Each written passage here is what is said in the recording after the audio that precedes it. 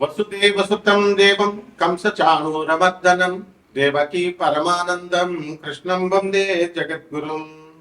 శ్రీ రాధాకృష్ణాభ్యాం నమః. హ్రీంకారాసనగద్భితా నలసికాం సౌహక్లీం కళాం విప్రతీం సవర్ణాంబరధారిణీం వరసుధాధౌతాం త్రినేత్రోజ్వలాం వందే పుస్తకపాశమంకుశధరాం స్రగ్భూషితాముజ్వలాం త్వాం గౌరీం దుర్గాం పరాత్పరగలాం శ్రీచక్రసంచారిణీం. ఓం శ్రీ విజయవాడ కనకదుర్గాదేవ్యై నమః. శ్రీ దుర్గామల్లేశ్వరాభ్యాం నమః.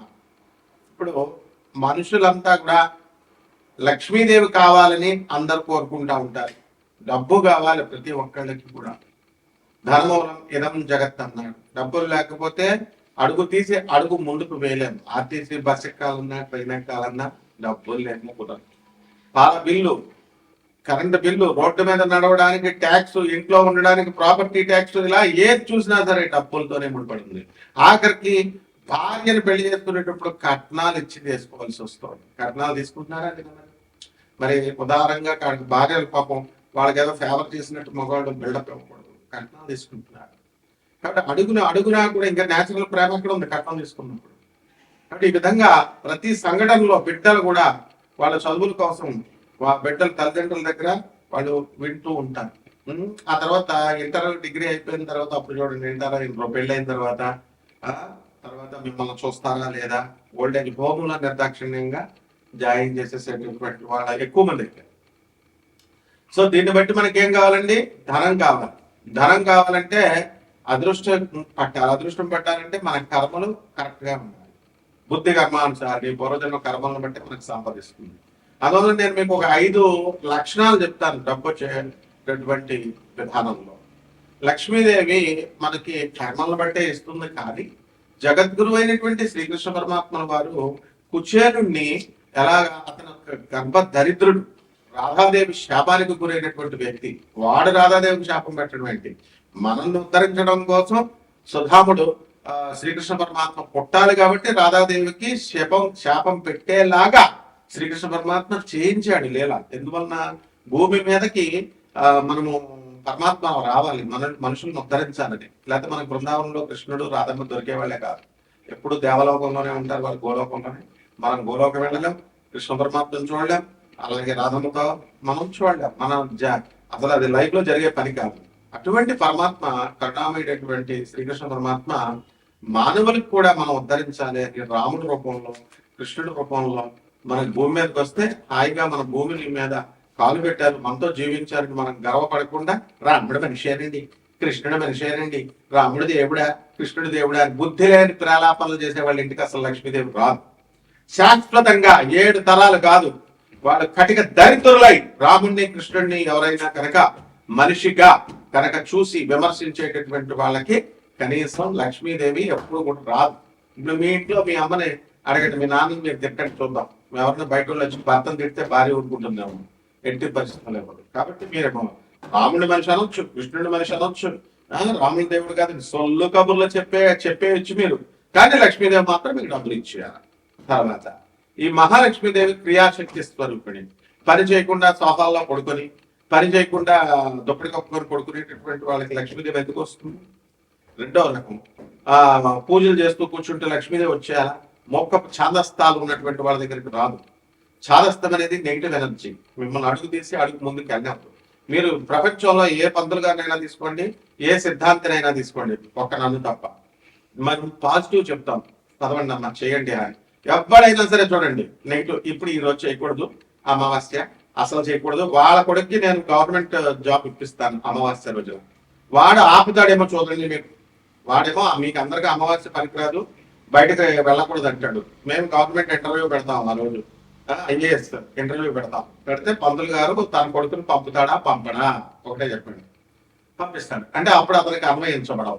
మీకేమో మైలు సంవత్సరం ఉంటుంది, మీరు అసలు వెళ్ళకూడదు అంటారు. గుళ్ళో గర్భగుడుల్లో పనిచేసేటటువంటి పూజారి సంవత్సరం పాటు వాడు కనుక దేవతలకి దేవుళ్ళకి కనుక గుడికి పూజ చేయకపోతే వాడికి పొట్ట పోషణ ఎక్కడి నుంచి వస్తుందండి చెప్పండి? 1 year మైలు ఎందుకు లేదు అంటే బ్రాహ్మణులకు మైలు లేదంటారు. ఇది బ్రాహ్మణకు ఒకరిలో అగ్ని బ్రాహ్మణుడు ముట్టుకుంటే కాదు, శూద్రుడు ముట్టుకుంటే కాలుతుందా? ఇలాంటి నాన్ సెన్స్ అన్ని నెగిటివిటీ ఉన్నటువంటి పంతులతో, నెగిటివిటీ ఉన్న జ్యోతిష్కులతో తిరిగితే గర్భదరిద్రులు అయిపోతారు 7 జన్మల వరకు. వాళ్ళ వీడియోలు విన్నా కూడా గర్భదరిద్రులు అయిపోతారు. నెగిటివ్ ఎనర్జీ ఎలా వస్తుందంటే, కప్పు వస్తుంది అనుకోండి, పెంట కప్పు, ఆ పెంట మీద వాసన ఆ చుట్టుపక్కల 1 కిలోమీటర్ దూరం వరకు వస్తుంది. అదే నెగిటివ్ ఎనర్జీ. ఆ వాసన ఎలాగైతే వస్తుందో అలా నెగిటివ్ పర్సన్స్ తో మనం తిరిగినప్పుడు ఆ నెగిటివ్ ఎనర్జీ స్ప్రెడ్ అవుతుంది. వాసన కూడా స్ప్రెడ్ ఎనర్జీ. కాబట్టి ఈ రకంగా మనకి మహాలక్ష్మి తల్లి వచ్చేటప్పుడు కొన్ని చిహ్నాలు ఇస్తుందండి.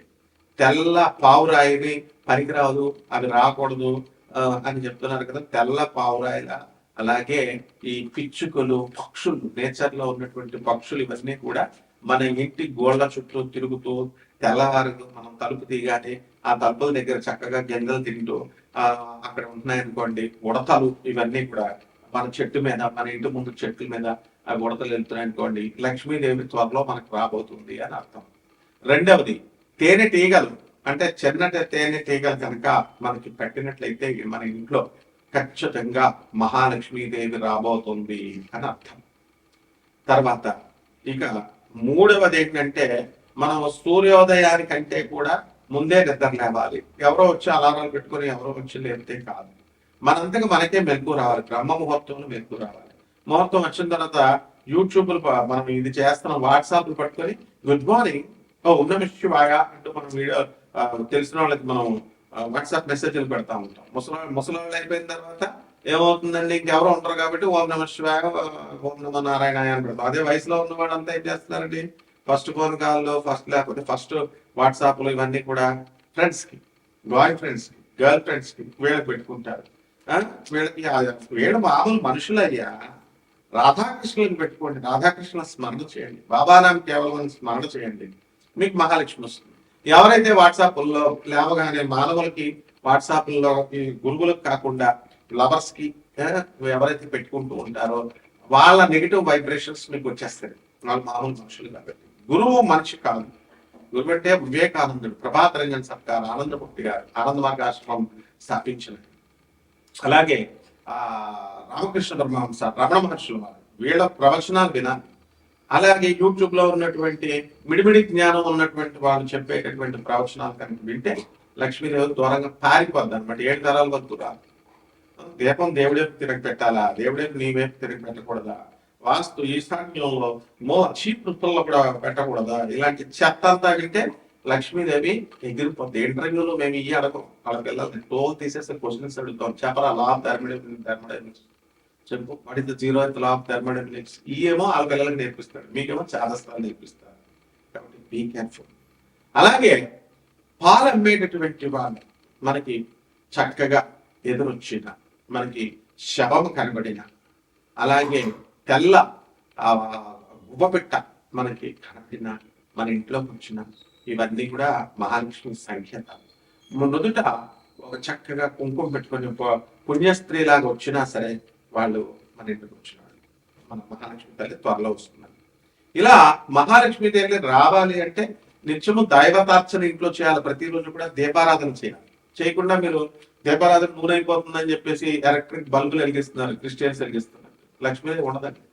తెల్లలో నువ్వుల నూనెతో చేసినప్పుడు మాత్రమే మహాలక్ష్మి ఉంటుంది అన్నమాట. అలాగే పుష్పాలు, పువ్వులు పెట్టాలి. పత్రం, పుష్పం, ఫలం, తోయం, నైవేద్య లోపల మనం వండి పెట్టక్కర్లేదు, బెల్లం మొక్క పెట్టచ్చు. అసలు మెయిన్ గా చాదస్తం ఉన్న చోట లక్ష్మీ తల్లి ఉండదు. ఎవరైతే మూఢనమ్మకాలు, మూఢ చాదస్తాలు పట్టుకుంటారో వాళ్ళ ఇంట్లో దరిద్ర దేవత తిష్ట వేసుకుంటుంది. అంతేగాని ఎగ్జాంపుల్ చెప్తాను. ఇప్పుడు మీరు దుమ్ము దులుపుతున్నారు, ఇల్లంతా దుమ్ము దులుపుతారు, మరి నీ మనసులో ఉన్న దుమ్ము దులపాలి కదమ్మా. నీ మనసులో ఈర్ష, అసూయ, రాగద్వేషాలు ఇవన్నీ ఉన్నాయి కదా. అందువల్ల ఎవరైతే మనకి మీ వ్యక్తిగత జాతకాలు ఈ లక్ష్మీదేవి సంకేతాలతో మీ ద్వాదశ జ్యోతి రాశుల వారికి కూడా ఏ విధంగా జరగబోతోంది అనేది నేను చెప్తాను జ్యోతిషానికి అన్వయించి. అయితే మీకు నాన్ కమర్షియల్ ఆస్పెక్ట్ తో మేము ఈ జ్యోతిషాలు చెప్తున్నాం కాబట్టి మీరు ఎవరికైనా మీ పర్సనల్ చార్ట్ ఉంటేనే, తెలిస్తేనే మీకు లక్ష్మి వస్తుందా, పోతుందా, దగ్గర పట్టుకోబోతుందా, పట్టుకోవట్లేదా, ఉద్యోగం ఉంటుందా, ఊడిపోతుందా, ఇవన్నీ చెప్పగలుగుతాం. నాసా రిపోర్ట్స్ తో, లైవ్ రిపోర్ట్స్ ని బట్టి చూసి చెప్తాం. అమెరికాలో మన headquarters office North Carolina చార్లెక్చర్. అందువలన అక్కడ మీరు వాట్సాప్ లో పెడితే మేము నాన్ కమర్షియల్ తో చెప్తాం కాబట్టి మీకు ఏ ప్రాబ్లం లేదు. మేము డౌట్స్ క్లియర్ చేస్తాం సార్. ఒరిజినల్ గా ప్రిసైజ్ గా ఇవన్నీ వస్తాయి. కాబట్టి జాగ్రత్తగా మీరు మనం సంప్రదించవచ్చు. ఇప్పుడు ద్వాదశ రోజుల రాశుల వారికి జ్యోతిష్పరంగా 2026 సంవత్సరంలో లక్ష్మీదేవి యొక్క సంకేతాలతో లక్ష్మీదేవి ఏ విధంగా ఉంటుంది మనకి ఆశీర్వదిస్తుంది అనేది ఈ వీడియోలో చెప్పుకుందాం. తులారాశి, ఈ తులారాశి వారికి అందరికీ కూడా మనకి ఈ యొక్క మహాలక్ష్మి తల్లి యొక్క సంకేతాలు మీకు రాబోతుంది.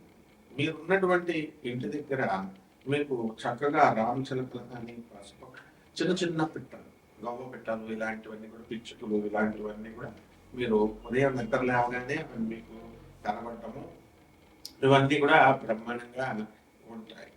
ఇంతకాలం వరకు కూడా మీ ఇంట్లో ఎలకలు, బొద్దింకలు, దోమలు ఇలాంటివన్నిటితో చేతులు ఇలాంటి వాటితో మీకు దరిద్ర లక్ష్మి తాండవించి మిమ్మల్ని ఎక్కడికి కట్టిపిడిసింది.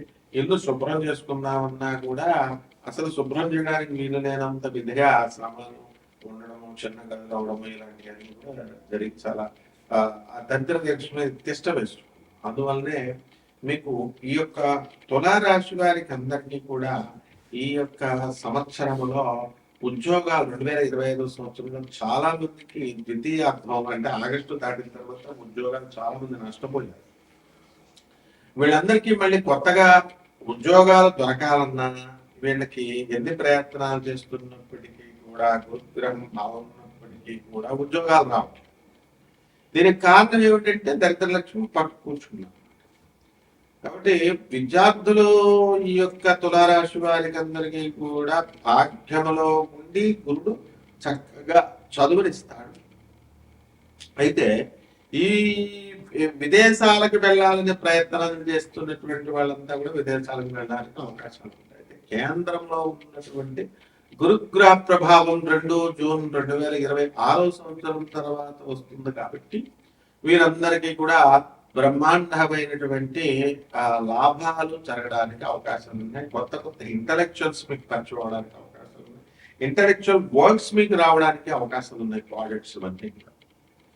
అయితే ఈ కోర్టు వ్యవహారాలలో మీ ఆస్తుల కోసం మీరు తిరుగుతూ ఇవన్నీ కూడా చేస్తూ ఉంటారు. కాబట్టి ఈ యొక్క రాశి వారికి అందరికీ కూడా రాహు మరి కుంభరాశిలో ఉన్నటువంటి కారణంగా మీరు ఏం చేస్తారంటే